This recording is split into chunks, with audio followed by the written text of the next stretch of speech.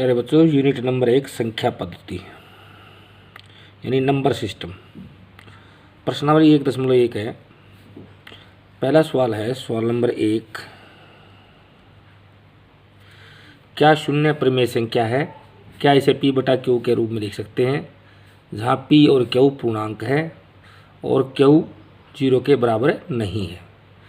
आपको एक बात पता होनी चाहिए बेटा, परिमेय संख्या की स्टेटमेंट क्या कहती है? परिमेय संख्या की जो परिभाषा वो क्या कहती है? परिमेय संख्या की परिभाषा कहती है जिन संख्याओं को हम p बटा क्यू के रूप में लिख सके, अर्थात अंश बटा हर के रूप में लिख सके, और p और q दोनों क्या होते हैं? पूर्णांक होते हैं। पूर्णांक आपको पता है, पूर्णांक धनात्मक भी होते हैं, ऋणात्मक भी होते हैं, और जीरो भी उसमें शामिल होती है। ठीक है जी। p और q क्या पूर्णांक, और q क्या नहीं होना चाहिए? जीरो नहीं होना चाहिए। ठीक है जी।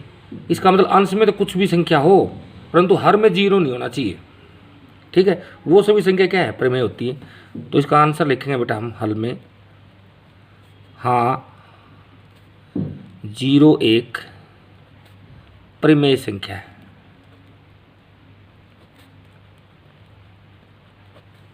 देखो, हाँ इसको p बटा क्यू के रूप में लिख सकते हैं। कैसे लिख सकते हैं? देखो 0 बटा 1 लिख देता हूँ मैं।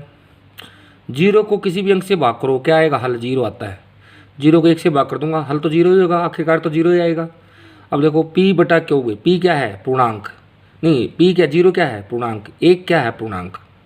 तो p बटा क्यू के रूप में लिख दिया, और p और q क्या है? दोनों पूर्णांक है। समझ में आई? अब एक बात देखो, दोनों पूर्णांक है और लिख देता हूँ मैं। ठीक है, 0 बटा 2 लिख देता हूँ, 0 बटा 3 लिख देता हूँ, 0 बटा 4 लिख देता हूँ, डैश डैश डैश डैश, अनेक संख्या लिखी जा सकती है। ठीक है, हाँ तो p बटा क्यू के रूप में व्यक्त हो गया। पहली बात तो परिमेय संख्या की ये स्टेटमेंट क्लियर होगी। दूसरी बात क्या कहता है? p और q क्या होना चाहिए? पूर्णांक। 0 भी पूर्णांक है और 1 भी पूर्णांक है। तीसरी बात क्या है? q इक्वल टू नहीं है 0। देखो क्या इसमें q 0 है? नहीं है। हर में जो संख्या है वो क्या है? वो 0 को छोड़कर बाकी धनात्मक पूर्णांक आ रही है, जैसे 1 है, 2 है, 3 है, 4 है। समझ में आ गई? ऋणात्मक भी हो सकते हैं, परंतु क्या हो सकते हैं? तो ये सभी p बटा क्यू के रूप में होगी, p और q पूर्णांक है और q 0 नहीं है।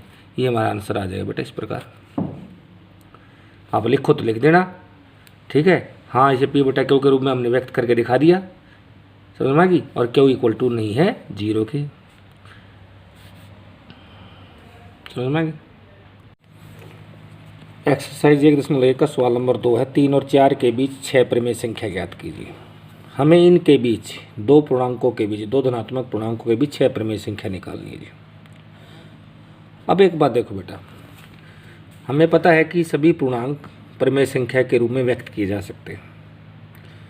और एक बात और बता देता हूँ आपको, किन्हीं भी दो पूर्णांकों के बीच में, दो क्रमागत पूर्णांकों के बीच में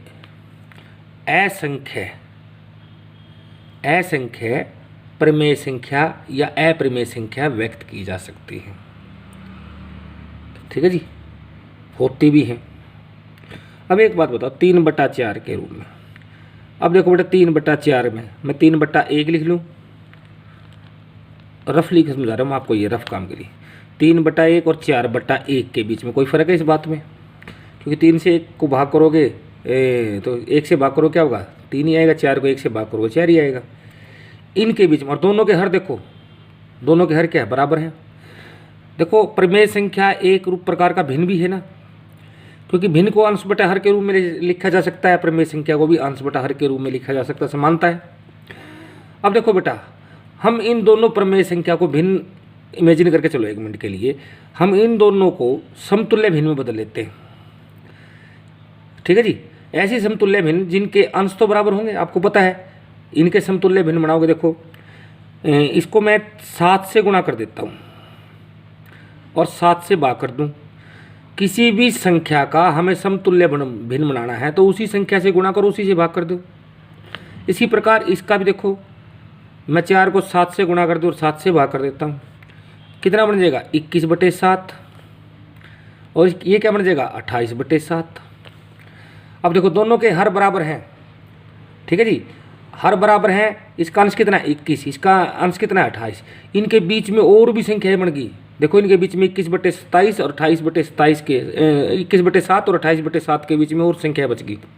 कौन सी बच गई? 22/7, 23/7, 24/7, 25/7, 26/7 और 27/7। ठीक है जी। इस प्रकार इसके बीच में ना हम 6 और भी लिख सकते हैं। यदि आपसे पूछे 10 लिखें तो 10 भी लिख सकते हैं।